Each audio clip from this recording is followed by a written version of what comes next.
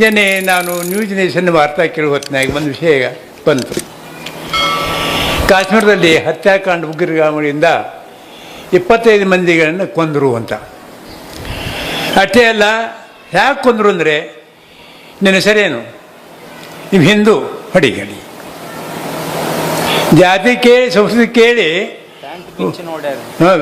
ಇವೆಲ್ಲ ಮಾಡಿ ಅವ್ರಿಗೆ ಗೋಳಿಬರ್ ಹಾಕ್ತಾರೆ ಹೊತ್ತಿನಾಗ ಇದು ಯಾವ ಧರ್ಮ, ಇದು ಯಾವ ಕರ್ಮ, ಇದು ಯಾವ ಮರ್ಮ ವಿಚಾರ ಮಾಡ್ತಕ್ಕಂಥ ದೃಷ್ಟಿ ಅದ. ಪ್ರತಿಯೊಂದು ಧರ್ಮದಲ್ಲಿ ಆಚಾರ ಅದೇ, ಧರ್ಮ ಆಗಲಾರದೆ ಸದ್ಧರ್ಮ ಆಗಿರಬೇಕು, ಧರ್ಮವೆನಿಸಿಕೊಳ್ಳದೆ ಸದ್ಧರ್ಮ ಎನಿಸಿಕೊಂಡಿರಬೇಕು, ಕುಧರ್ಮ ಎನಿಸಿಕೊಳ್ಳಬಾರದು. ಇದು ಕುಧರ್ಮ. ಒಂದು ವಿಚಾರ ಮಾಡಿದರೆ, ಈಗೇನು ಅವರು ಕೊಂದಾರಲ್ಲ, ಅವರದೇ ಧರ್ಮ ಗ್ರಂಥವನ್ನು ನಾನು ಹಣಿಕೆ ಹಾಕಿದಾಗ 2 ಪಾಯಿಂಟ್ ಸಿಗ್ತಾವೆ. ಒಂದು ನಿಮ್ಮ ಮುಂದೆ ಇಡ್ತೇನೆ ನಾನು. ಏನು ಅಂತ ಕೇಳಿದರೆ, ಕುರಾನದ ಸೂರ ಅಧ್ಯಾಯ 2 ಅಲ್ ಬಕರ್ ಆಯಂತ್ ವಚನ್ ಇಲ್ಲೊಂದು ಸಾಲು ಬರ್ತದೆ. ಸದ್ವರ್ತನೆ ಕೈಗೊಳ್ಳುವವರನ್ನು ಅಲ್ಲಾಹನು ಇಷ್ಟಪಡುತ್ತಾನೆ. ಸದ್ವರ್ತನೆ, ವರ್ತನೆ, ಸದ್ವರ್ತನೆ. ಸೂರ 4 ಅದೇ ಆಯತ್ ವಚನ 124. ಸತ್ಕರ್ಮಗಳನ್ನು ಕೈಗೊಂಡವರಾರೋ ಅವರು ಸ್ವರ್ಗದಲ್ಲಿ ಪ್ರವೇಶಿಸುವರು. 2ನೇದು ಅದೇ ಕುರಾನ್, ಅದೇ ಸೂರ ಅಧ್ಯಾಯ 98 ಆಯತ 2.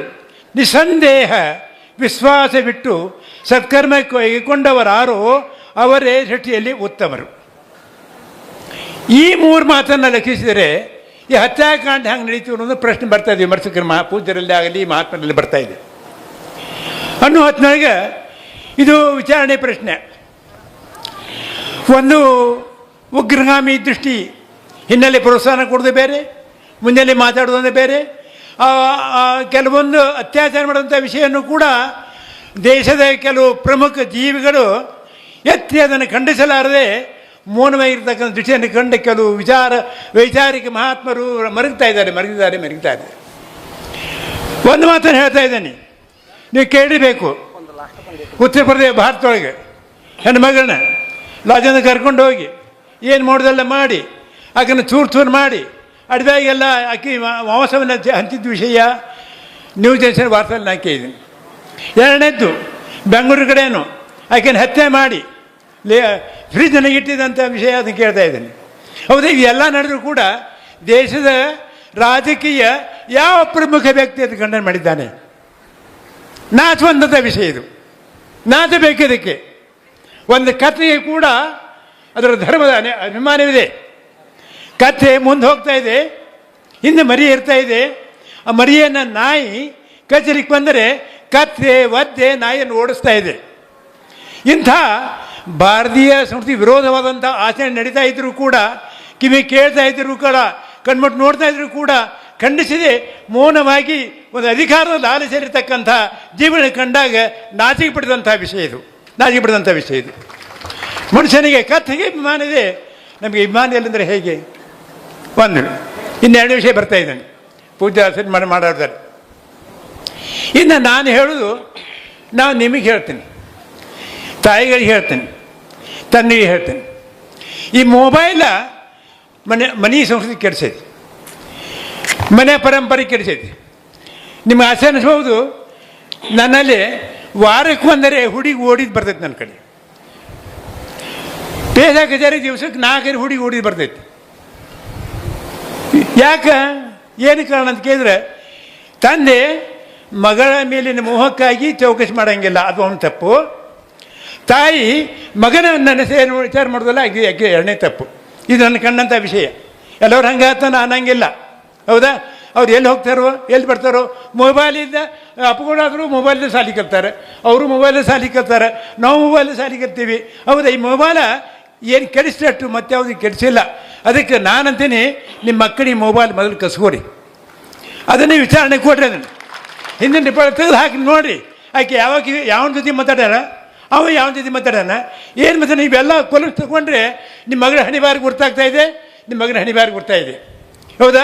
ಒಬ್ಬಾಕಿ ನನ್ನ ಕಡೆ ಮೈಂದು. ಹೌದಾ? ಬಂದರೆ ಅದು ನಾನು ಮನುಷ್ಯನಿಗೆ ಒಂದು ಸ್ಥಾನಮಾನದ ಅಭಿಮಾನ ಇದೆ. ತನ್ನದೇ ಒಂದು ಅಭಿಮಾನ ಇದೆ. ಆ ಉಗ್ರಗಾಮಿಗೆ ತನ್ನದೇ ಒಂದು ಅಭಿಮಾನ, ತನ್ನ ಅಭಿಮಾನ ಹೇಗಿದೆಯೋ ಹಾಗೆ ನಮ್ಮ ಮನೆತನ, ನಮ್ಮ ಧರ್ಮ, ನಮ್ಮ ಸಂಸ್ಕೃತಿ, ನಮ್ಮ ಆಚಾರ, ನಮ್ಮ ವಿಚಾರ, ಶರಣರ ಪದ್ಧತಿ ಅನುಸಾರವಾಗಿರ್ತಕ್ಕಂಥ ಅಭಿಮಾನ ಕೂಡ ಮೆರೆದೇ ಹೋದರೆ ಇದು ಮನುಷ್ಯ ಜನ್ಮ ವ್ಯರ್ಥ. ನಾವು ಅನ್ನ ಉಣ್ತಿದ್ದೇವೆ, ಹೌದಾ? ಅನ್ನ ಹುಲ್ಲು ತಿರ್ತಕ್ಕಂಥ ಪಶುವಿಗೆ ಇದು ಮಾರಕನ ಮನೆ ಅಂತಕ್ಕಂಥ ಅಭಿಮಾನ ಇದೆ. ಆದರೆ ಅನ್ನ ಉಣ್ತಕ್ಕಂಥ ನಮಗೆ ನಮ್ಮ ಧರ್ಮದ ಅಭಿಮಾನ ಮೆರೆದೇ ಇದ್ದರೆ ಇದಕ್ಕಿಂತ ನಿರ್ಲಜ್ಜತನ ಯಾವುದು ಅನ್ನೋದು ಹೇಳೋದು ಅಸಾಧ್ಯವಾದಂಥ ಮಾತು. ಅದಕ್ಕಾಗಿ ನಾನು ತಾಯಿಗೆ ಹೇಳ್ತಾ ಇದ್ದೀನಿ, ನಿಮ್ಮ ಹೆಣ್ಣು ಮಕ್ಕಳಿಗೆ ಸಲಿಗೆ ಕೊಡಬೇಡಿ, ಹೌದಾ?